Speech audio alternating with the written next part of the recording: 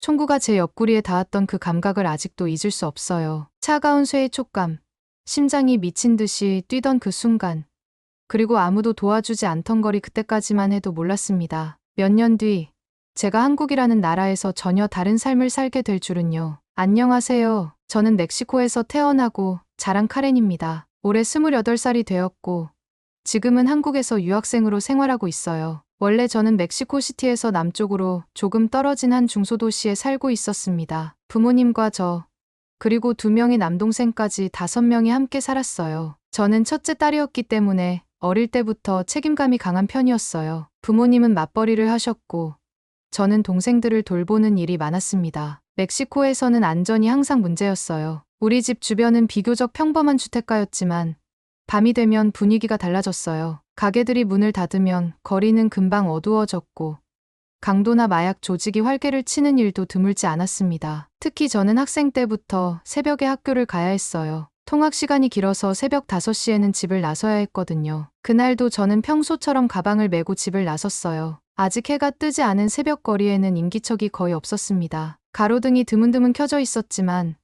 그 불빛마저 흐릿하게 깜빡이고 있었어요. 오늘도 조심해야지. 그렇게 스스로 다짐하며 발걸음을 재촉하던 순간이었습니다. 등 뒤에서 2명의 남자가 다가오는 소리가 들렸어요. 직감적으로 느낌이 안 좋았습니다. 하지만 무시하고 계속 걸었죠. 그런데 그중 한 명이 제 앞을 가로막았어요. 잠깐 여러분 그거 아세요? 여러분의 구독, 좋아요, 알림 설정은 저에게 가장 큰 힘이 됩니다. 클릭 한 번으로 제게 큰 힘을 주시길 바라요. 핸드폰 내놔. 순간 머릿속이 하얘졌습니다. 남자의 손에는 권총이 들려 있었어요. 그 차가운 총구가 제 옆구리에 닿는 순간 몸이 굳어버렸습니다. 심장이 터질 것 같았어요. 도망칠 수도 소리칠 수도 없었어요. 핸드폰. 그들은 다시 명령했어요. 저는 천천히 핸드폰을 꺼내 건넸습니다. 다행히 지갑이나 가방은 빼앗기지 않았어요. 제가 학생이라 현금이 없을 거라는 걸 그들도 알고 있었던 것 같아요. 핸드폰을 손에 쥔 남자는 아무렇지도 않게 돌아서서 걸어갔습니다. 저는 한참 동안 그 자리에 서 있었습니다. 그 후로도 비슷한 일들이 몇 번 더 있었어요. 어떤 날은 시장에서 가방을 도둑 맞았고,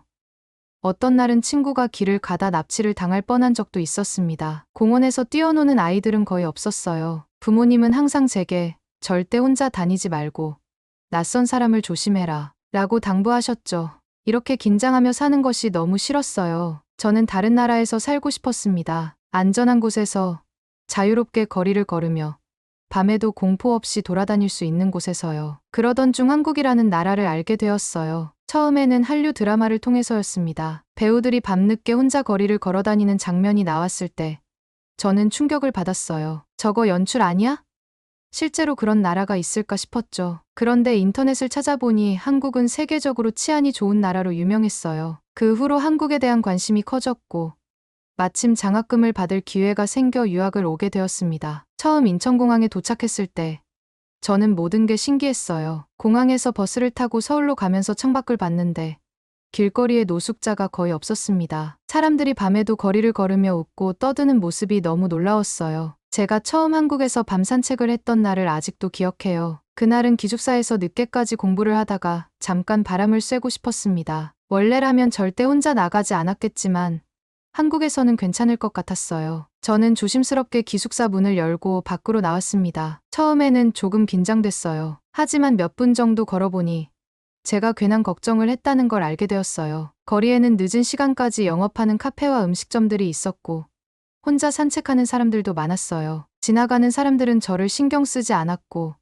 누군가 저를 위협하는 일도 없었습니다. 그때 저는 처음으로 깨달았어요. 아, 여긴 정말 안전한 곳이구나. 이후로 저는 한국에서의 생활을 만끽하기 시작했습니다. 주말마다 친구들과 카페 거리나 공원을 걸으며 수다를 떨었고 혼자서도 자유롭게 거리를 돌아다닐 수 있었어요. 공원에서는 아이들이 혼자 뛰어놀고 있었고 부모님은 멀리서 지켜보며 여유롭게 웃고 계셨습니다. 이런 광경은 멕시코에서는 상상할 수도 없는 일이었어요. 이렇게 한국에서 지내면서 저는 많은 것들을 배우고 있어요. 안전한 환경에서 사는 것이 얼마나 소중한지, 그리고 평범한 일상이 얼마나 감사한 것인지 말이에요. 하지만 아직도 가끔은 과거의 기억이 떠오르곤 해요. 특히 어두운 골목길을 지나갈 때면 멕시코에서 강도를 당했던 순간이 떠올라서 잠시 걸음을 멈출 때도 있습니다. 그래도 이제는 두려워하지 않아요. 한국에서는 제가 안전하다는 걸 아니까요.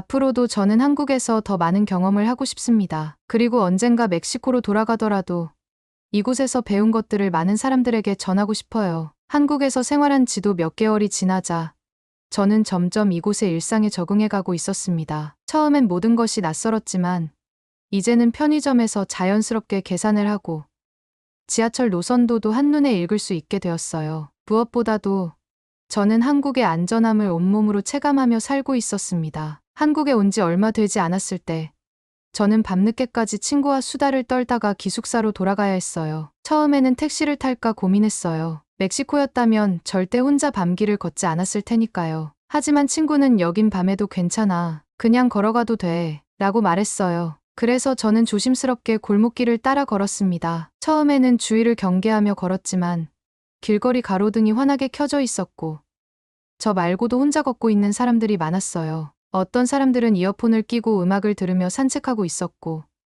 어떤 여성들은 핸드폰을 보며 천천히 걸어가고 있었습니다. 그 순간 저는 한국과 멕시코의 차이를 뼈저리게 실감했어요. 멕시코에서는 혼자 걸을 때마다 주위를 계속 살펴야 했고 누군가 뒤에서 따라오는 기척이 느껴지면 가슴이 철렁 내려앉았어요. 하지만 한국에서는 그런 긴장감 없이 걸을 수 있었습니다. 저는 그날 밤 처음으로 편안한 마음으로 혼자 밤길을 걸었어요. 그 후로 저는 한국에서 혼자 다니는 것에 대한 두려움이 점점 사라졌습니다. 어느 날은 밤 10시쯤 갑자기 편의점에 가고 싶었어요. 멕시코였다면 절대 혼자 나가지 않았겠지만 한국에서는 고민할 필요가 없었어요. 그냥 슬리퍼를 신고 편하게 걸어나가면 됐습니다. 편의점 앞에는 사람들이 삼삼오오 모여 컵라면을 먹으며 대화를 나누고 있었어요. 한쪽에서는 배달 기사가 오토바이를 타고 지나가고 저 멀리에는 어떤 남성이 강아지를 데리고 산책을 하고 있었습니다. 그 모습이 너무 평화로워서 저는 순간 멈춰서 그 광경을 바라봤어요. 그리고 문득 이런 생각이 들었습니다. 이게 당연한 일인데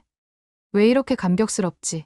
그제야 깨달았어요. 저는 멕시코에서 너무 오랜 시간 동안 두려움을 가지고 살아왔다는 거요. 강도를 조심해야 하고 밤길을 혼자 걸으면 안 되고 항상 주변을 살펴야 하는 삶이 너무 익숙해져 있었어요. 그런데 한국에서는 그럴 필요가 없었습니다. 그 후로 저는 조금 더 자유롭게 다닐 수 있게 되었어요. 친구들과 늦게까지 밥을 먹고도 여유롭게 거리를 걸었고 주말에는 혼자 산책을 하며 카페에 가기도 했습니다. 그러던 어느 날 저는 광교산을 산책하러 갔어요. 친구와 함께 등산로를 따라 걷는데 곳곳에 노부부나 가족 단위의 사람들이 많았어요. 어떤 분들은 돗자리를 펴고 앉아서 간식을 먹고 있었고 어떤 분들은 조용히 책을 읽고 있었습니다. 멕시코에서는 산책조차도 조심해야 했어요. 자연 속에서 여유롭게 시간을 보내고 싶어도 범죄가 두려워서 마음 놓고 즐길 수 없었습니다. 그런데 한국에서는 나이 든 어르신들도 어린아이들도 모두 편하게 자연을 즐기고 있었어요. 산책을 마치고 내려오던 길,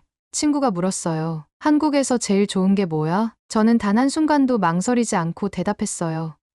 안전. 그만큼 저에게는 한국의 안전함이 가장 큰 감동이었습니다. 그 후로도 저는 많은 일들을 겪었어요. 한 번은 지갑을 잃어버렸는데 그날 저녁 바로 경찰서에서 연락이 왔어요. 어떤 분이 길에서 주워 경찰서에 맡겨두셨다고 했습니다. 지갑 안에는 현금도 있었고 신분증도 있었어요. 멕시코였다면 누군가 주웠어도 이미 돈은 사라졌을 테고 신분증도 다시 발급받아야 했을 거예요. 하지만 한국에서는 모든 게 그대로였어요. 또 한 번은 대중교통에서 폰을 두고 내린 적이 있었어요. 저는 멘붕 상태였어요. 그런데 버스 회사에 전화를 하자마자 기사님이 폰 주었어요.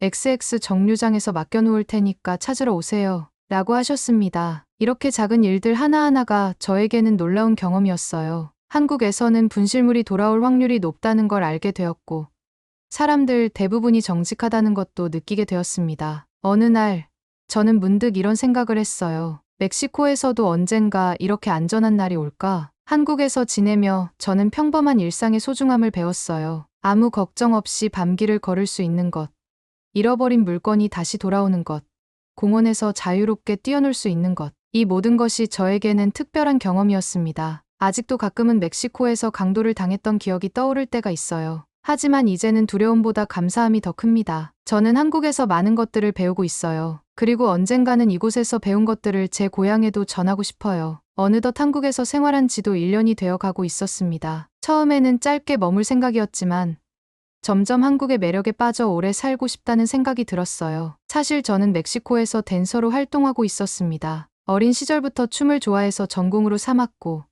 공연을 하며 많은 사람들 앞에서 춤을 추는 것이 제 인생이었어요. 한국은 저에게도 굉장히 매력적인 나라였습니다. 한류의 영향으로 K-팝과 함께 K-댄스도 세계적으로 인기를 얻고 있었고, 저 역시 한국의 다양한 댄스 스타일을 배우고 싶었어요. 그러던 중 한국에서 공부할 기회가 생겼고, 주저없이 도전했습니다. 처음에는 1년 정도만 머물고 다시 멕시코로 돌아갈 생각이었어요. 하지만 한국에서의 생활이 예상보다 더 즐겁고 편했어요. 무엇보다도 안전한 환경에서 자유롭게 활동할 수 있다는 점이 너무 좋았습니다. 한국에서는 밤늦게까지 연습을 해도 걱정할 필요가 없었어요. 멕시코에서는 공연 연습을 하다 늦게 귀가할 때면 항상 조심해야 했어요. 늘 택시를 타거나 누군가와 동행해야 했고, 주의를 경계하는 것이 습관처럼 자리 잡혀 있었어요. 하지만 한국에서는 새벽까지 연습하고 혼자 걸어가도 아무런 문제가 없었어요. 그렇게 한국에서의 생활이 점점 편해질 무렵, 친구의 소개로 한 한국 남자를 만나게 되었습니다. 저는 연애에 크게 관심이 없었어요. 춤을 추는 것이 너무 좋았고, 제 목표는 더 좋은 댄서가 되는 것이었거든요. 그런데 그를 처음 본 순간, 왠지 이 사람과 결혼할 것 같다는 느낌을 받았어요. 난생 처음 느껴보는 감정이었어요. 처음 만났을 때 그는 저에게 굉장히 친절했고, 저희 한국어 실력이 부족한 것도 배려해 주었어요. 멕시코에서는 감정을 적극적으로 표현하는 것이 일반적이었는데, 한국 남자들은 처음에는 조금 신중하고 조심스러운 태도를 보이는 것이 신기했어요. 그는 대화할 때마다 제 이야기를 진지하게 들어주었고, 무엇보다 저희 직업인 댄서에 대해 존중해 주었어요. 우리는 점점 가까워졌고, 함께 한국의 명소들을 다니며 데이트를 하기 시작했어요. 첫 데이트는 남산이었습니다. 케이블카를 타고 올라가서 남산타워에 도착했는데, 서울의 야경이 한눈에 내려다 보였어요. 그는 저에게 사랑의 자물쇠를 걸자고 했습니다. 사실 저는 이런 이벤트를 좋아하는 성격이 아니었지만, 이상하게도 그 순간만큼은 이 남자와 함께라면 뭐든 해보고 싶다는 생각이 들었어요. 그 후로도 우리는 경복궁, 북촌 한옥마을, 한강공원 등 한국의 아름다운 곳을 함께 다녔어요. 한국에서 처음 맞이하는 봄에는 벚꽃이 흐드러지게 핀 거리를 걸었고, 여름에는 바닷가로 여행을 갔습니다. 특히 가을에 단풍이 물든 산책길을 걸을 때, 저는 한국의 사계절이 주는 아름다움을 온전히 느낄 수 있었어요. 그와 함께 있으면 한국에서의 생활이 더욱 행복해졌어요. 그는 저에게 한국 문화를 하나씩 알려주었고, 저는 그 덕분에 한국을 더욱 깊이 이해할 수 있었습니다. 명절이 되면 그의 가족을 만나 함께 음식을 먹고, 전통놀이도 배워보았어요. 명절 문화가 가족 중심적인 한국과 달리, 멕시코는 친구들과도 자유롭게 명절을 즐기는 분위기였어요. 이런 문화 차이가 처음에는 조금 낯설었지만, 그의 가족이 저를 따뜻하게 맞아주어서 점점 익숙해질 수 있었습니다. 하지만 한편으로는 걱정도 들었어요. 저는 원래 멕시코로 돌아갈 계획이었는데, 이제는 그와 함께 있고 싶은 마음이 점점 커졌어요. 과연 제가 한국에서 계속 살아갈 수 있을까? 댄서로서의 꿈과 사랑, 두 가지를 다 잡을 수 있을까? 그는 저에게 천천히 생각해 보라고 말했어요. 제가 부담을 느끼지 않도록 배려해 주었고, 무엇보다도 제 꿈을 응원해 주었어요. 그러던 어느 날, 저는 공연을 하게 되었습니다. 한국에서의 첫 공식 무대였어요. 저는 관객들 앞에서 춤을 추면서 문득 이런 생각이 들었어요. 나는 이곳에서도 충분히 내 꿈을 이룰 수 있겠구나. 공연이 끝난 후, 그는 제게 다가와 말했어요. 너는 정말 멋진 사람이야. 어디에 있든 내가 원하는 걸 이룰 수 있을 거야. 그 말을 듣는 순간, 저는 확신했어요. 저는 한국에서 더 오래 머물고 싶다는 것을요. 사랑하는 사람과 함께 있고, 제가 좋아하는 춤도 계속 추고 싶었어요. 이제 저는 새로운 결정을 내려야 했어요. 한국에서의 생활이 점점 더 익숙해지고, 제 미래가 이곳에서 펼쳐질 수도 있다는 생각이 들었습니다. 한국에서의 생활이 1년을 넘어가면서, 저는 이제 이곳이 제게 단순한 여행지가 아니라 또 하나의 집처럼 느껴지기 시작했습니다. 처음에는 잠깐 머물다 돌아갈 계획이었지만,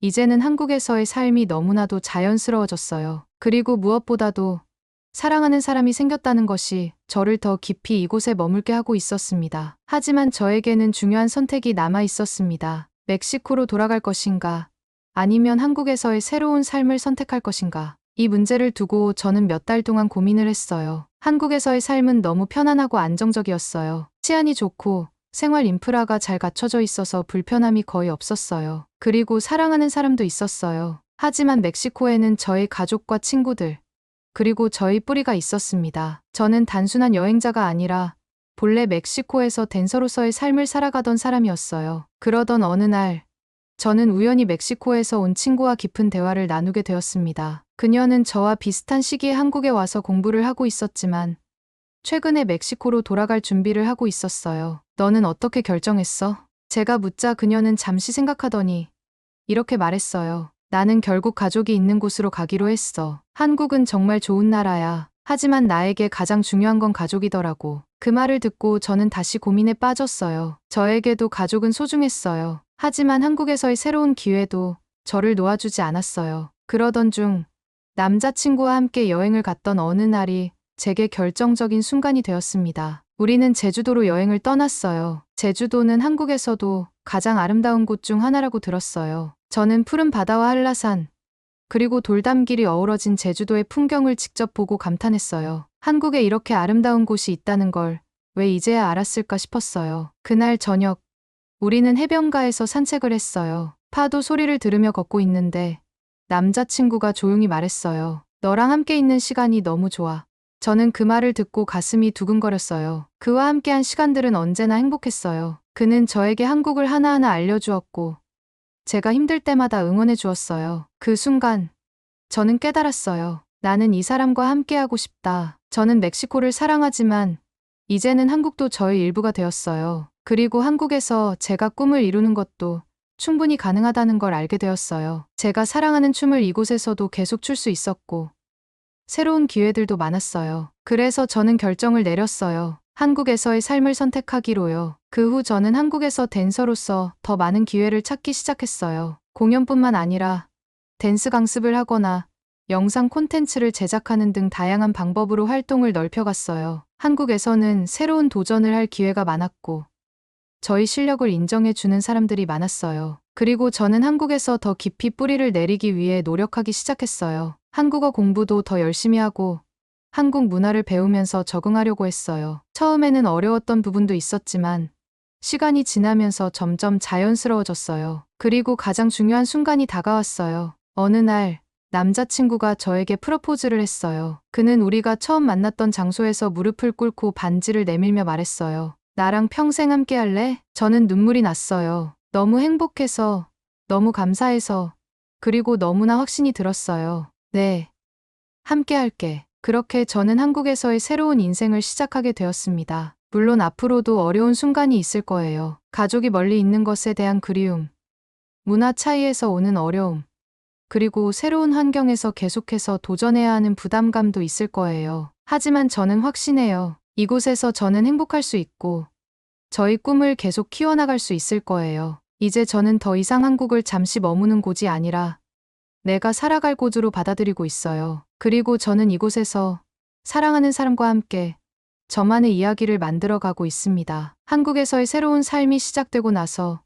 저는 하루하루가 너무나도 소중하고 특별하게 느껴졌어요. 이제 이곳은 단순한 여행지가 아니라 제가 살아가는 집이 되었어요. 그리고 무엇보다도 사랑하는 남편과 함께하는 매일이 너무 행복했습니다. 남편과 저는 산책을 자주 했어요. 한국에는 산책하기 좋은 곳이 정말 많았어요. 가까운 공원에서도 한가롭게 걸을 수 있었고 조금만 나가면 강변이나 산책로가 잘 정비된 곳들이 많았어요. 멕시코에서는 뜨거운 햇살 때문에 낮에는 산책이 어려운 날이 많았는데 한국은 날씨가 다양해서 계절마다 다른 풍경 속에서 산책을 즐길 수 있었습니다. 처음 한국에서 봄을 맞이했을 때 저는 정말 깜짝 놀랐어요. 거리에 가득 핀 벚꽃들이 마치 동화 속 세상처럼 느껴졌어요. 바람이 불 때마다 벚꽃잎이 흩날리는 모습이 너무 아름다워서 저는 한참을 서서 바라보았어요. 멕시코에는 이렇게 예쁜 봄이 없는데 남편은 웃으며 제 손을 잡고 말했어요. 그래서 더 특별한 거야. 봄이 금방 지나가니까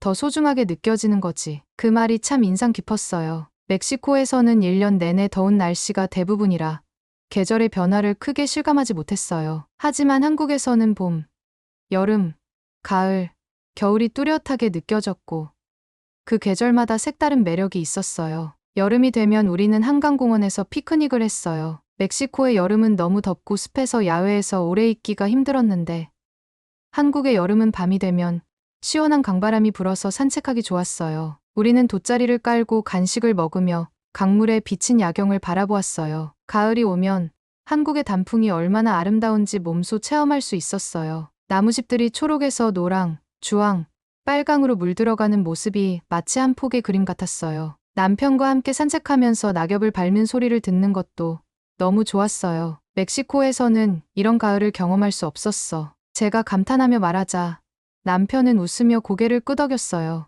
그래서 나는 가을을 제일 좋아해. 하늘도 높고 공기도 맑고 산책하기에도 딱 좋거든. 겨울이 오면 저는 한국에서 처음으로 눈을 보았어요. 텔레비전이나 영화 속에서만 보던 하얀 세상이 현실로 펼쳐지는 걸 보고 저는 마치 아이처럼 신나게 소리를 질렀어요. 남편은 웃으며 제 손을 잡고 첫눈이 내린 거리를 함께 걸었어요. 우리는 장갑을 끼고 따뜻한 커피를 마시면서 겨울의 풍경을 즐겼어요. 한국의 사계절은 단순히 날씨만 바뀌는 것이 아니었어요. 계절이 바뀔 때마다 거리의 분위기도 달라지고 사람들이 즐기는 음식도 달라지고 옷차림도 달라졌어요. 계절의 변화가 뚜렷한 한국에서는 매일이 새롭게 느껴졌어요. 남편과 함께하는 산책은 단순한 일상이 아니라 저에게는 한국을 더 깊이 이해하는 시간이 되었어요. 우리는 걷다가 작은 가게에 들러 새로운 음식을 맛보기도 했고 시장을 구경하며 한국의 문화를 체험하기도 했어요. 어느 날 남편과 함께 동네 시장을 거닐다가 저는 길거리 음식에 관심을 보였어요. 이거 뭐야?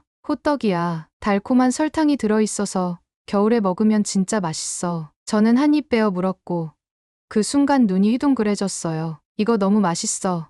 멕시코에서도 이런 거 있으면 대박 날 것 같은데. 남편은 웃으며 저를 바라봤어요. 저는 한국에서의 새로운 경험들을 하나하나 소중하게 즐기고 있었어요. 이제는 한국에서의 삶이 너무나도 익숙해졌어요. 처음에는 낯설었던 문화와 생활 방식이 이제는 자연스럽게 제 일상이 되었어요. 한국어도 많이 늘어서 시장에서 장을 보거나 카페에서 주문하는 것도 어렵지 않아요. 한국에서 맞이하는 사계절, 그리고 사랑하는 사람과 함께하는 일상. 저는 이 모든 것들이 너무나도 소중하게 느껴졌어요. 멕시코에서 살았을 때는 알지 못했던 것들을 저는 한국에서 배우고 있어요. 그리고 이곳에서 제 삶을 쌓아가고 있어요. 이제 저는 더 이상 잠시 머무는 외국인이 아니라 한국에서 살아가는 한 사람으로서 새로운 추억을 만들어가고 있습니다. 이제 저는 한국에서의 삶이 너무나도 소중하고 감사하게 느껴집니다. 처음에는 단순히 춤을 배우기 위해 왔지만 이곳에서 사랑하는 사람을 만나고 새로운 꿈을 키우고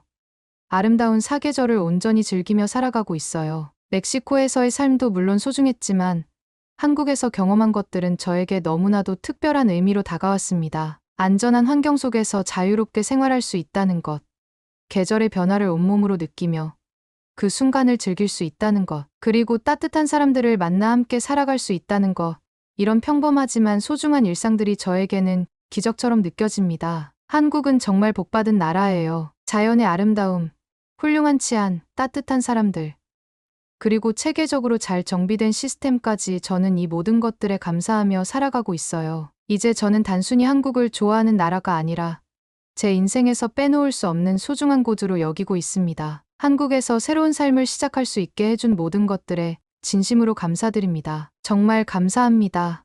한국. 오늘의 이야기는 여기까지입니다. 오늘의 사연이 마음에 드셨다면 구독, 좋아요 부탁드리겠습니다. 소중한 시간 긴 이야기 끝까지 들어주셔서 진심으로 감사합니다. 앞으로도 더 좋은 사연으로 여러분을 찾아오겠습니다. 시청해 주셔서 감사합니다.